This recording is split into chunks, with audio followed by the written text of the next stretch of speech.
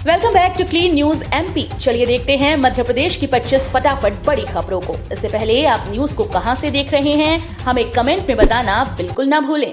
साथ ही हमारे Facebook page को भी फॉलो करें। फेसबुक पेज का लिंक डिस्क्रिप्शन में दिया गया है। नर्सिंग घोटाले में शामिल अधिकारियों की सेवाएं होंगी समाप्त। मध्य प्रदेश के नर्सिंग घोटाले में शामिल अधिकारियों की सेवाएं समाप्त करने की तैयारी है। इसमें नर्सिंग काउंसिल के तत्कालीन रजिस्ट्रार और सचिव समेत कई अधिकारी चपेट में आएंगे। मुख्यमंत्री मोहन यादव ने खुद इस बात की पुष्टि की। उन्होंने कहा कि घोटाले में शामिल किसी भी अधिकारी को बख्शा नहीं जाएगा, उनकी सेवाएं समाप्त की जाएंगी। रेल यात्रियों के लिए बड़ी खुशखबरी, जल्द इन रूट्स पर दौड़ेंगी वंदे भारत मेट्रो ट्रेन। मध्य प्रदेश के लोगों के लिए जल्द ही वंदे भारत मेट्रो ट्रेन की सौगात मिलने वाली है। रेलवे 200 किलोमीटर के अंदर आने वाले स्टेशन के बीच वंदे भारत मेट्रो ट्रेन को शुरू कर सकता है। ये ट्रेन राजधानी भोपाल से 200 किलोमीटर के अंदर पड़ने वाले स्टेशन के बीच चल सकती है। कैदियों का होगा पुनर्वास, शिक्षा को देंगे बढ़ावा, भारत अभियान मिशन में होगा ये सब। 2030 का भारत अभियान के तहत सतत विकास लक्ष्य हासिल करने हेतु इंदौर में कुछ सार्थक प्रोजेक्ट्स की शुरुआत की गई। ये प्रोजेक्ट्स गरीबी, भुखमरी और गुणवत्तापूर्ण शिक्षा से संबंधित होने के साथ साथ स्ट्रीट वेंडर्स के सहयोग और कैदियों के बेहतर स्वास्थ्य, पुनर्वास व कल्याण के प्रति भी समर्पित हैं। 2030 का भारत अभियान का शुरुआत समाजसेवी, लेखक व राजनीतिक रणनीतिकार अतुल मलिक राम के द्वारा एक शिक्षित व समृद्ध भारत के दृष्टिकोण के साथ की गई। धार भोशाला सर्वे का 65वां दिन, उत्तरी भाग से पाषाण अवशेष मिला। ऐतिहासिक भोशाला के गर्भगृह में भारतीय पुरातत्व सर्वेक्षण की टीम में शनिवार को पहली बार ग्राउंड पेनिट्रेटिंग रडार से सर्वे किया। यह कार्य जियोलॉजिकल सर्वे ऑफ इंडिया की टीम के 7 सदस्यों की देखरेख में किया गया। इस सर्वे के माध्यम से जमीन में दबे पुरा साक्ष्यों की पड़ताल की जा रही है। यज्ञकुंड के पास सर्वे करने के लिए मार्किंग की गई। सीधी दुष्कर्म घटना पर मुख्यमंत्री सख्त। सीधी जिले के मझौली थाना क्षेत्र में हुई दुष्कर्म की घटना को लेकर सरकार ने विशेष जांच समिति गठित कर दी। ये समिति 7 दिन में जांच कर अपनी रिपोर्ट देगी।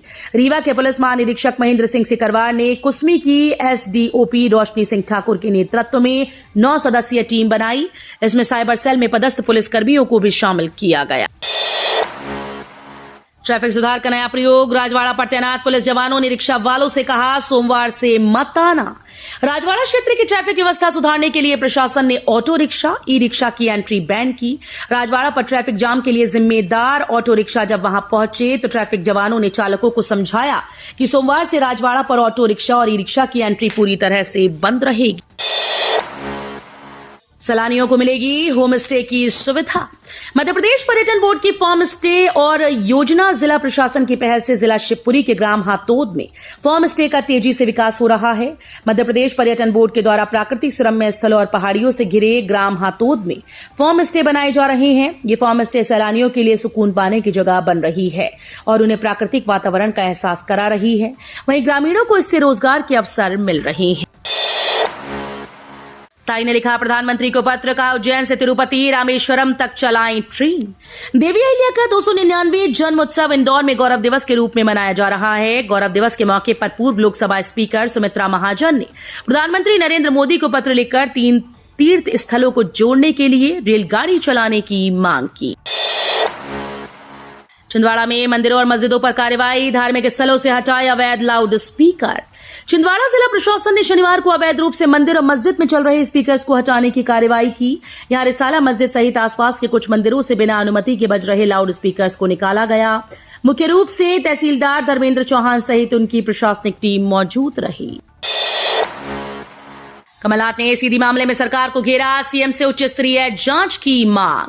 मध्य प्रदेश के सीधी जिले की 7 आदिवासी लड़कियों को स्कॉलरशिप का झांसा देकर दुष्कर्म करने पर पूर्व मुख्यमंत्री कमलनाथ ने राज्य सरकार को घेरा।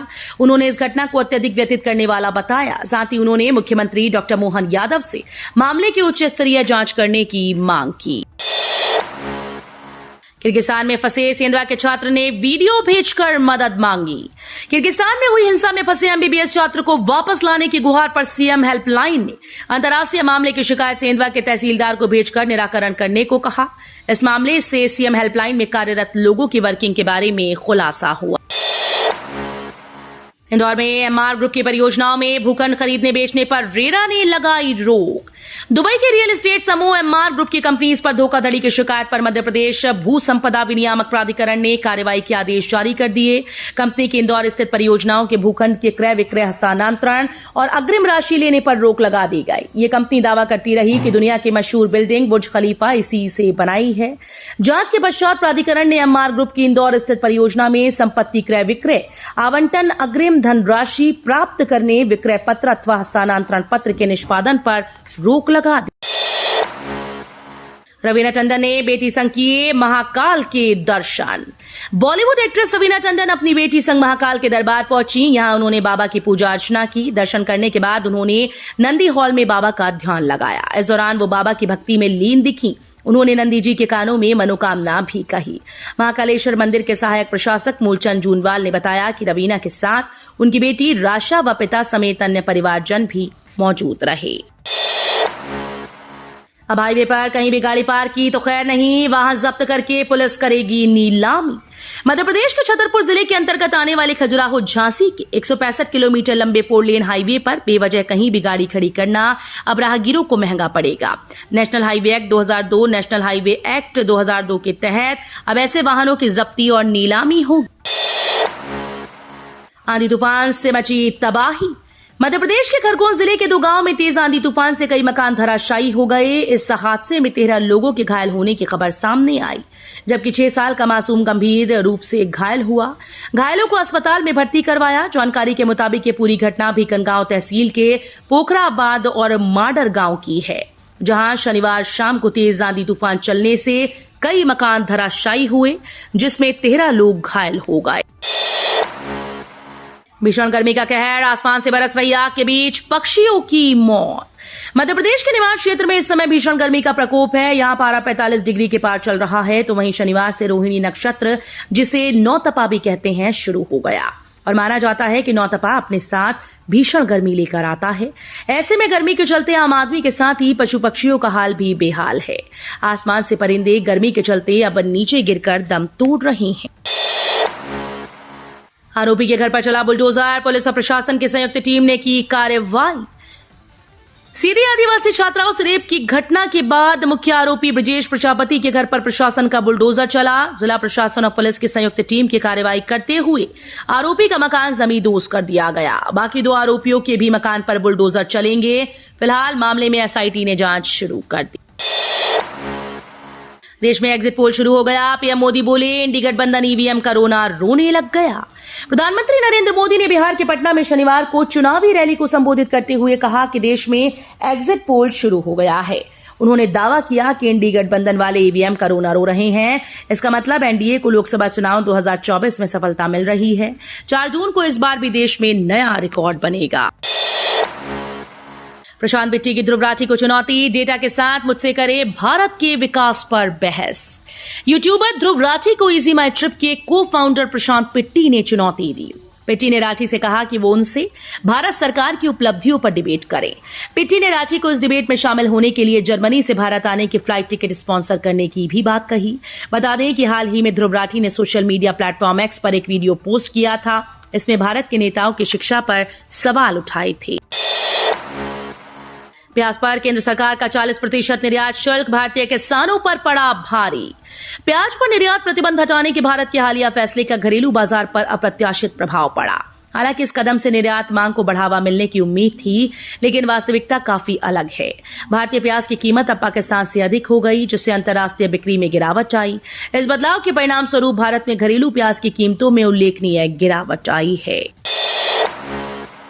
1 जून को चुनावी रण का अंतिम पड़ाव। 7वें चरण में पीएम मोदी सहित कई बड़े दिग्गज मैदान में। लोकसभा चुनाव के 7वें और अंतिम चरण में 1 जून शनिवार को वोट डाले जाएंगे। इस चरण में 8 राज्यों की शेष 57 सीटों के लिए मतदान होगा। अंतिम चरण में कुल 904 उम्मीदवार मैदान में हैं। इस चरण में प्रधानमंत्री नरेंद्र मोदी, गोरखपुर से भोजपुरी स्टार रवि किशन, हिमाचल प्रदेश की मंडी सीट से बीजेपी प्रत्याशी कंगना रनौत, कांग्रेस से विक्रमादित्य सिंह, हमीरपुर से केंद्रीय मंत्री अनुराग सिंह ठाकुर और बिहार के पटना साहिब से बीजेपी के रविशंकर प्रसाद सहित तमाम दलों के कई दिग्गज मैदान में हैं। राहुल बाबा हम मोदी जी के कार्यकर्ता हैं, एटम बम से नहीं डरते। गृह मंत्री अमित शाह ने हिमाचल में एक रैली को संबोधित करते हुए कांग्रेस पर निशाना साधा। उन्होंने कहा कि विकास करना कांग्रेस का काम नहीं, भाजपा की आदत है। कांग्रेस के नेता हमें डराते हैं कि पीओके की बात मत करिए, पाकिस्तान के पास एटम बम है। मैं कांगड़ा की भूमि से कहता हूं कि राहुल बाबा हम मोदी जी के कार्यकर्ता हैं, एटम बम से नहीं डरते। पीओके भारत का है, रहेगा और हम उसे लेकर रहेंगे। एक ही बार बनवा सकते हैं आधार कार्ड, नाम और फोटो बदलने को लेकर है ये नियम। आधार संख्या पूरे जीवन में किसी भी नागरिक के लिए सिर्फ एक ही बार जारी की जाती है, भले ही बाद में आप उसमें नाम बदलवाएं या फिर फोटो। आधार में कुछ गलती होने पर बदल जाता है, लेकिन एक बार जारी किया गया आधार नंबर हमेशा के लिए वही रहता है।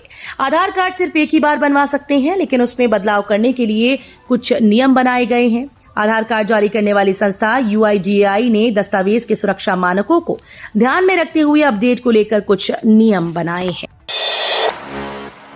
सनराइजर्स हैदराबाद के सामने कोलकाता की मुश्किल चुनौती। IPL 2024 सीजन को 2 फाइनलिस्ट मिल गए हैं और आज रविवार को कोलकाता नाइट राइडर्स का सामना सनराइजर्स हैदराबाद से होना है। दोनों ही टीम्स ने इस सीजन में बेहतरीन खेल का प्रदर्शन किया और अपने प्रभावी प्रदर्शन के दम पर कोलकाता और हैदराबाद तालिका में शीर्ष 2 पर रही। भले ही क्वालिफायर 1 में दोनों टीम्स के बीच एक तरफा मुकाबला देखने को मिला, जहां कोलकाता ने हैदराबाद को मात देकर फाइनल में प्रवेश किया था, लेकिन इस मैच को इस सीजन की बैटिंग की 2 पावर हाउस टीम्स के बीच मुकाबला कहना गलत नहीं होगा। सीहोर के शरबती गेहूं के बाद अब देश में छाएगा सीहोर का अमरूद। सीहोर के शरबती गेहूं के बाद अब सीहोर का अमरूद भी देश भर के बाजार में धूम मचाएगा। खेती को लाभ का धंधा बनाने के लिए सरकार सीहोर में प्रयोग कर रही है। गेहूं, सोयाबीन और चने के साथ जिले में 50 करोड़ रुपए की लागत से 2000 एकड़ में अमरूद का बगीचा लगाने की कार्य योजना बनाई है। अमरूद की खेती के लिए 200 पंचायत को 16 क्लस्टर में बांटकर किसानों का चयन किया जा रहा है। हर पंचायत से करीब 10 किसानों को क्लस्टर में लिया जाएगा। तो ये थी आज की 25 फटाफट बड़ी खबरें। अगर आपको न्यूज पसंद आई हो तो वीडियो को लाइक और शेयर जरूर करें। धन्यवाद।